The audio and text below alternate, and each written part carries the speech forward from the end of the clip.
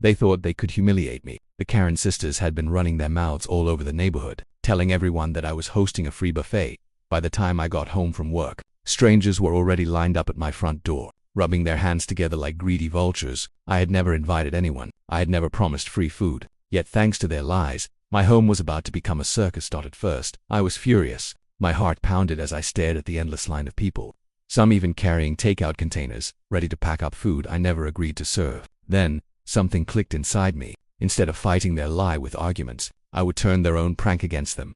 I rushed into the kitchen, grabbed every hot pepper I had, emptied bottles of chili sauce, and prepared the spiciest chicken wings I had ever made. I wanted them to look golden, crispy, and irresistible but burn like fire the moment anyone bit into them. I set up my camera in the corner, hidden but recording, ready to capture every single reaction. When the Karen sisters strutted in, smug and proud of their trick, they had no idea what I had waiting for them. They piled their plates high, laughing like they had already won. But the second their teeth sank into those wings, the show began. Faces twisted, sweat poured, mouths gasped for relief, and water glasses shattered to the floor. And the best part, every moment was caught on camera.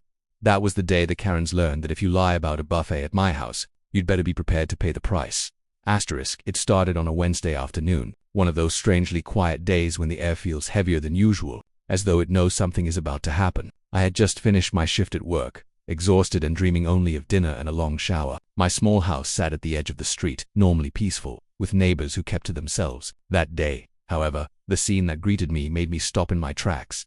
A line of people stretched from my front porch to the sidewalk, and then further down the street. Men, women, and even kids stood there holding empty plates, Tupperware containers, and plastic bags, their eyes fixed on my house like it was some kind of restaurant. I thought maybe there was a mistake, maybe an event happening nearby that I had missed. But no, every single person was waiting for me. "Is this the place for the buffet?" An old man in a baseball cap asked, lifting his container toward me with a grin. "Buffet," I repeated, confused. "Yeah, your free buffet." Another woman chimed in, balancing two toddlers on her hips. "The Karen sisters said you were inviting the whole neighborhood, said you wanted to give back or something." I blinked in disbelief. The Karen sisters, of course. Two women who lived a few houses down, always gossiping, always finding new ways to meddle in other people's lives. They had tried to spread rumors about me before, but this was new. I looked at the crowd again, over 20 people now, more arriving as word spread. It felt like my home had turned into the hottest restaurant in town overnight. My stomach tightened with anger. I hadn't invited a single soul. I hadn't promised free food. Yet here I was, staring at a mob of hungry strangers who thought I owed them a meal. The worst part, the Karens stood at the back of the crowd, leaning against each other, smirking like cats who had cornered a mouse. One of them, the older sister with her blonde hair piled in a messy bun, cupped her hands and shouted, "Don't be shy. He's got plenty for everyone." The crowd cheered. Some even began to clap, urging me to open my door and let them in. My blood boiled. I wanted to yell that it was all a lie, to expose the sisters right there, but something stopped me. I knew how it would go. The Karens would twist the story, call me selfish, accuse me of breaking promises I never made. And this angry crowd, they'd side with the free food, not me. I unlocked the door slowly, the crowd pressing closer, their voices buzzing with excitement. My hands trembled, not with fear, but with fury. Inside, I leaned against the door, breathing hard. I could hear muffled conversations outside, people asking each other what dishes I had prepared. Some said fried chicken, others hoped for pasta or roast beef. My jaw tightened. They weren't going away anytime soon. Then it hit me. If the Karens wanted to paint me as the host of a free buffet, I'd give them exactly that, but not in the way they expected. I walked into the kitchen and opened the fridge. There wasn't much. Some leftover chicken wings, a jar of hot sauce, a bag of ghost peppers my cousin had given me as a joke, and spices strong enough to make your eyes water. A slow smile spread across my face. If I was going to feed this crowd, I was going to make sure the Karens got a taste they'd never forget. The plan formed as naturally as breathing. Instead of arguing with them, I'd let the food do the talking. I set a pot on the stove, poured oil, and began frying the wings until they turned golden and crispy. The smell alone drifted through the house, and I could hear the crowd cheering outside, mistaking the aroma for a feast. But while they dreamed of juicy, flavorful chicken, I was creating something else entirely, a trap. I chopped the ghost peppers so finely that even the knife burned my fingertips. My eyes watered as I stirred them into the sauce, along with enough chili flakes and powder to make anyone's mouth feel like fire. I poured in the hot sauce until the pan hissed, and the air grew heavy with spice. My throat burned just from the steam. Perfect. These wings would look heavenly on the outside but would unleash chaos the moment someone bit into them. As the wings simmered, I looked around my kitchen and spotted my small security camera. Normally I used it for safety, but tonight it would serve a different purpose. I positioned it toward the dining table, making sure it had a clear view of anyone eating. I wanted every reaction, every gasp, every tear, captured in perfect detail. Captured in perfect detail. Minutes later I arranged the wings on a large tray, garnished with parsley to make them look even more appetizing. My heart raced with anticipation. I wasn't just cooking anymore, I was staging a performance, a lesson, and the Karens were my star guests. When I stepped outside with the tray, the crowd roared like fans at a concert. People rushed forward, plates outstretched, their eyes glowing with hunger, but my gaze stayed fixed on the sisters. They strutted up confidently, each grabbing a pile of wings as though they were entitled to them. "Smells amazing," the younger one sneered, winking at her sister. "Told you he wouldn't let us down." I bit my tongue, hiding my smile. The wings were bait, and they had already taken it. Inside, everyone gathered around the table, piling their plates high. I sat back, pretending to be the gracious host, but inside I was counting down the seconds. I knew exactly what was about to happen. The first bite came from one of the Karens. She sank her teeth into the crispy wing, chewing smugly. Then it hit. Her eyes widened. She froze, lips trembling. She tried to swallow, but the heat exploded in her mouth like a bomb. She coughed violently, knocking over her plate. The younger sister laughed at first, thinking it was a joke, but then she took her own bite. Within seconds, she too was gagging, her face turning bright red. Sweat poured down her forehead. The crowd went silent, watching the sisters flail, waving their hands for water. I leaned back in my chair, hiding my grin. This was only the beginning. The room erupted in chaos. The Karen sisters were clawing at their tongues, their eyes bulging as if they were about to leap out of their skulls. One knocked over her glass of water in desperation. The other stumbled backward into a chair, sending it clattering across the floor. Their smug grins were gone, replaced by open mouths gasping for relief, coughing, wheezing, and spitting half-chewed chicken back onto their plates. At first, the crowd didn't know what to think. Some laughed nervously, thinking maybe the sisters were exaggerating for attention. After all, Karens had a history of overreacting to the smallest inconvenience. But when the younger sister's face turned the shade of a ripe tomato and tears streamed down her cheeks, the laughter faded into uneasy silence. The older one staggered toward the kitchen sink, slamming her hand against the faucet knob, shoving her whole mouth under the stream of water. She gulped so fast that it sprayed across the counter and onto the floor. "Water doesn't help," someone in the crowd shouted. "You need milk." The sisters spun around, eyes wild, searching for anything creamy or cold, but I had prepared for that. The only carton of milk I owned was already hidden deep in the fridge behind jars and bottles, out of sight. Instead, they found nothing but pitchers of water that only spread the fire across their tongues.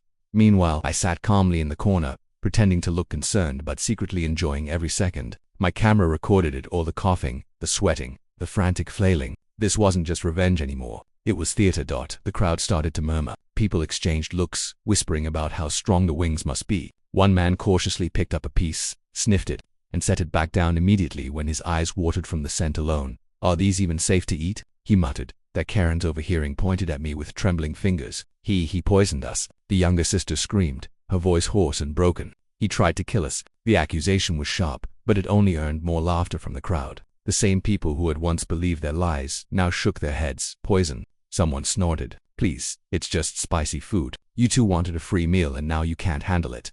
That comment sparked more chuckles. The tables had turned. For once, the Karens weren't the ones in control of the story, they were the punchline. The older sister tried to regain composure, straightening her back and glaring at me through tear-filled eyes. "You'll regret this," she hissed, her voice cracking. "We'll tell everyone you tricked us." I didn't even need to respond. The evidence was already in the room. People had seen them gorge themselves greedily, bragging as though the food was theirs for the taking. Now they were reduced to red-faced wrecks, stumbling around like actors in a bad comedy. Still, the sisters weren't finished. Fueled by embarrassment more than anything, they stormed toward the door, waving their arms dramatically. "We're leaving, and you'll pay for this humiliation." The younger one slammed the door open so hard it rattled against the wall, and they staggered into the night, coughing into the cold air. The crowd inside erupted into full-blown laughter. "Best dinner show I've ever seen," a man said, still wiping tears from his eyes. "Forget Netflix," another joked. "I'm coming here for entertainment." I smiled politely, pretending I hadn't orchestrated the whole thing. "Sorry about that," I said smoothly. "Maybe the recipe was too strong. Didn't mean for it to get out of hand." Most of them chuckled and agreed, though few dared to actually touch the wings after what they'd witnessed. Slowly, they filed out, some still giggling, some shaking their heads, all of them buzzing with a story they would carry through the neighborhood by the time the last guest left. Silence returned to my house. I locked the door, leaned against it, and let out a long breath. My heart was still racing, not from fear but from exhilaration. I walked back to the dining room, checked my camera, and replayed the footage. Every detail was there. The Karens strutting in proudly, piling their plates high, then the instant transformation into chaos as the fire hit their mouths. It was gold. Pure, priceless gold. I knew exactly what to do next. That night, after cleaning up the mess, I uploaded the footage online. I trimmed the video, added captions, and highlighted every dramatic reaction: the coughing, the chair falling, the desperate dash to the sink. I didn't even need to add commentary. The Karen's humiliation spoke for itself. By midnight, the video was live. When I woke up the next morning, my phone was buzzing non-stop. Notifications flooded the screen. Hundreds of views had turned into thousands overnight. By noon, it had reached tens of thousands. People were sharing it everywhere, laughing at the sisters' over-the-top reactions, praising me for my clever comeback, and tagging friends with captions like, "This is what happens when Karens mess around." The comments section was brutal. Some called it the spicy justice buffet, others nicknamed the sisters Hotmouth Karen 1 and Karen 2 memes sprouted like wildfire, screenshots of their sweating faces, paired with captions like, "Free food always comes with a price." I couldn't stop grinning. For once, the Karens weren't controlling the story. They weren't the loudest voices in the room. The internet had turned against them, and nothing spreads faster than humiliation on camera. But deep down, I knew them too well. The sisters weren't going to take this lightly. They thrived on control, and I had snatched it from them in front of everyone. They would come back. They would try to twist the narrative, to regain their power, and when they did, I had to be ready. That evening, as I sat at my desk watching the views climb past 100,000, a sharp knock rattled my door. The sound was fast, aggressive, and unmistakable. My stomach sank, though I already knew who it was. The Karens had returned, and this time they weren't coming for food. They were coming for revenge. The knocking didn't stop. It came in sharp, angry bursts, like fists hammering with the weight of fury behind them. Each blow rattled the door, echoing through my house until it felt like the whole place was shaking. I froze in my chair, staring at the door as if my gaze alone could hold it shut. My phone buzzed again on the desk, another flood of notifications announcing more views, more comments, more people laughing at the Karen's expense. But at that moment, the numbers on my screen didn't matter. The sisters were outside and they were furious. "Open this door right now," one of them shouted, her voice shrill, cutting through the quiet of the evening. "We know you're in there." The other added, "You think this is funny? You humiliated us. You're going to pay for this." Their voices carried down the street, drawing the attention of neighbors. I peeked through the blinds and saw a few people standing on porches, arms folded, watching the drama unfold. Normally that might have embarrassed me, but this time I felt strangely calm. After all, I wasn't the one screaming in public like a maniac. Still, I wasn't foolish. I knew what the Karens were capable of. Embarrassing them online was one thing. Now they wanted payback. And they weren't going to leave without making a scene. I took a deep breath and opened the door a crack. Immediately, they tried to shove it wide open, but I held firm, keeping the chain lock in place. Their faces loomed in the gap, red, sweaty, furious. "How dare you post that video?" The older sister spat, her words flying faster than her breath. "Do you know how many people have seen it? Do you know what they're calling us?" "Yes," I said coolly, meeting her glare. "I've seen the comments. Looks like people finally know who you really are." That only enraged them more. The younger sister pushed forward, nearly ramming her face into the crack of the door. "Delete it. Delete that video right now, or we'll make your life miserable. You think you can embarrass us? You haven't seen anything yet." I raised an eyebrow. "Funny, that's exactly what people are saying online about you. Something about karma, I believe." Her face twisted in rage, and she let out a sound somewhere between a growl and a scream. For a second I thought she might actually rip the chain off the door. Then the older one pulled her back, whispering something I couldn't hear. They stepped away from the door, their voices dropping low but sharp like knives. I couldn't make out every word, but phrases like lawyer, police, and ruined reputation floated through the air. When I finally shut the door, my heart pounded harder than I expected. It was one thing to serve them spicy wings. It was another to deal with the aftermath. I leaned against the wall, listening to the muffled sound of their retreating footsteps, my mind racing. I should have expected this. People like the Karens never took responsibility for their actions. They didn't laugh at themselves, didn't shrug off embarrassment like normal people. To them, humiliation was a war crime, and I was the enemy who had committed it.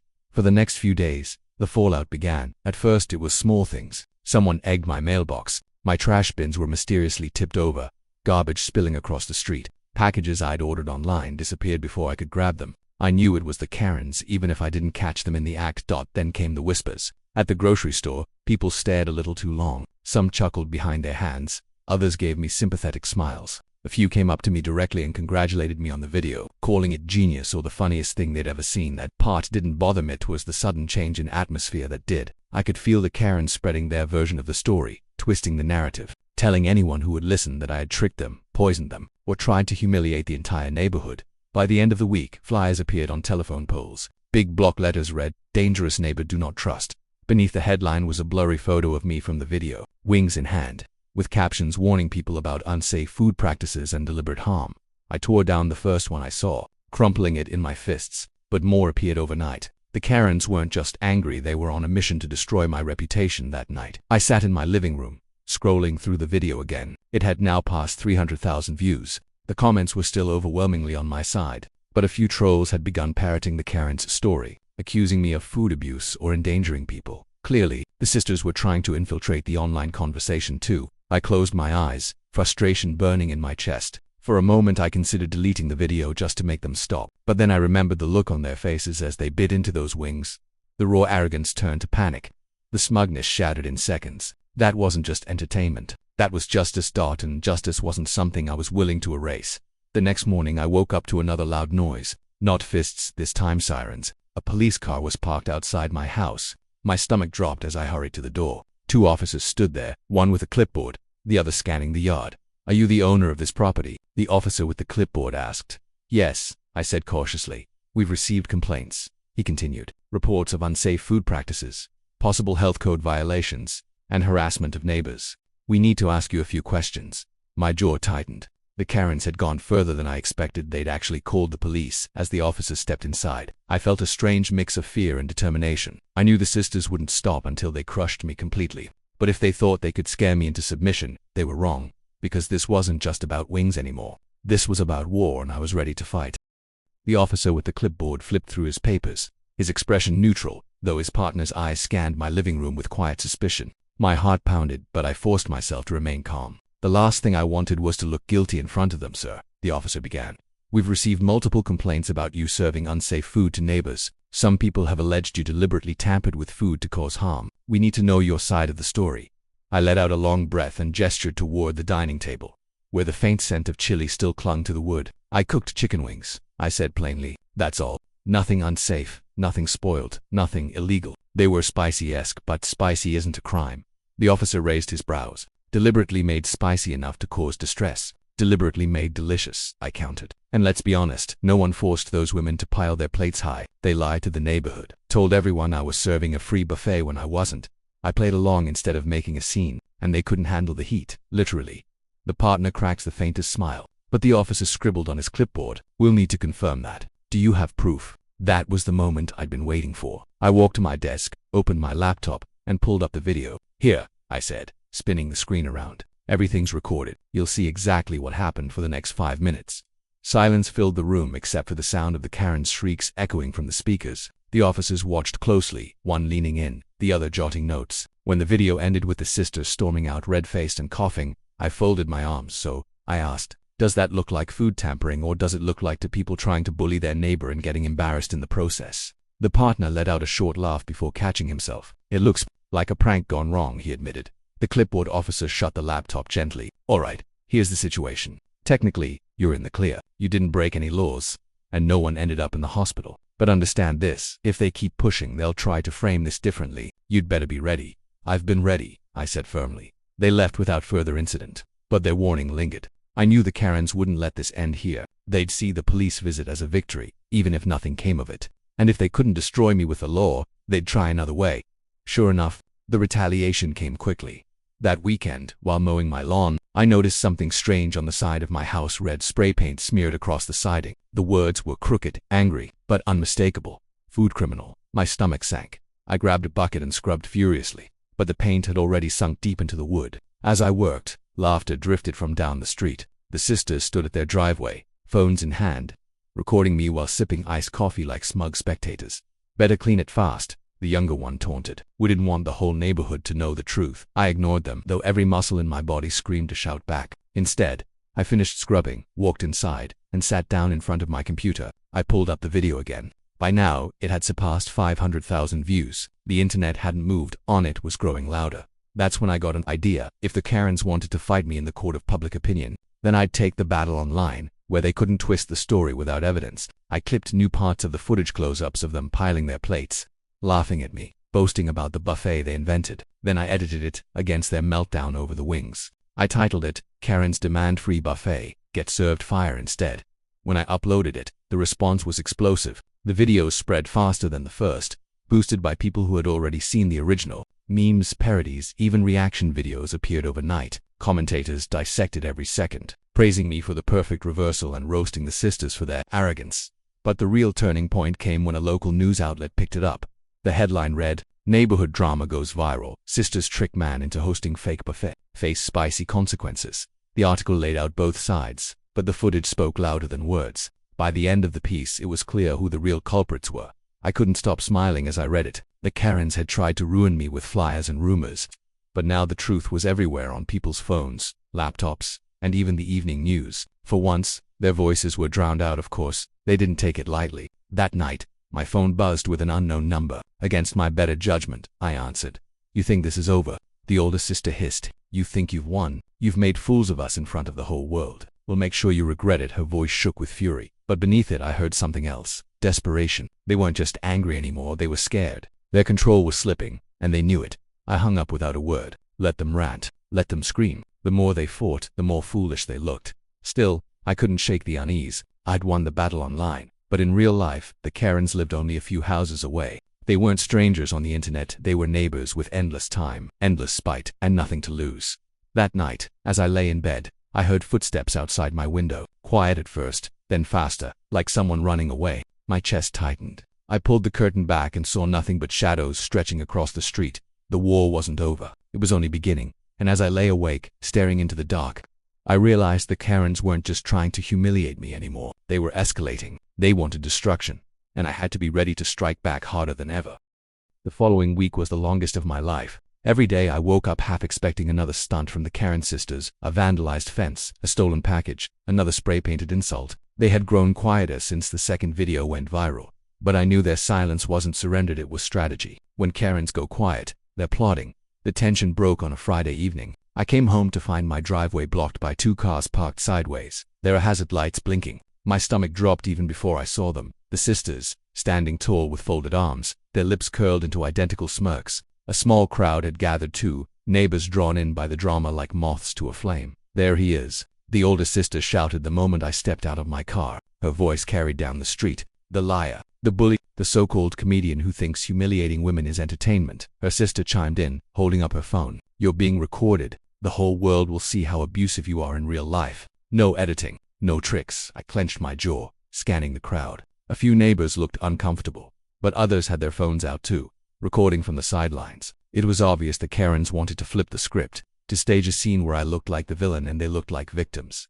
I didn't speak, not yet. Instead, I pulled out my own phone and tapped record. The camera's little red light blinked to life, and both sisters froze for half a second before recovering their sneers. "Go ahead," I said calmly, loud enough for everyone to hear. "Film everything. Transparency is good for the truth." The younger one stomped forward. "You humiliated us with those wings. You tricked us into eating poison. And now you've ruined our reputation. You owe us an apology." The crowd stirred. Some shook their heads, others whispered. Everyone had seen the video. Everyone knew the wings weren't poison, just unbearably spicy. The sisters were trying to rewrite history, but the evidence was already out there. I raised my phone higher. "An apology?" I repeated. "You lied to the entire neighborhood. You told everyone I was hosting a free buffet just to humiliate me, and when you got a taste of your own medicine, you couldn't handle it. That's not my fault. That's karma." A ripple of laughter broke out among the crowd. The sisters' faces flushed red, their acts slipping. "You think this is funny?" The older one snapped. She lunged toward me, as if to snatch the phone from my hand, but I stepped back. The move was caught on every camera present.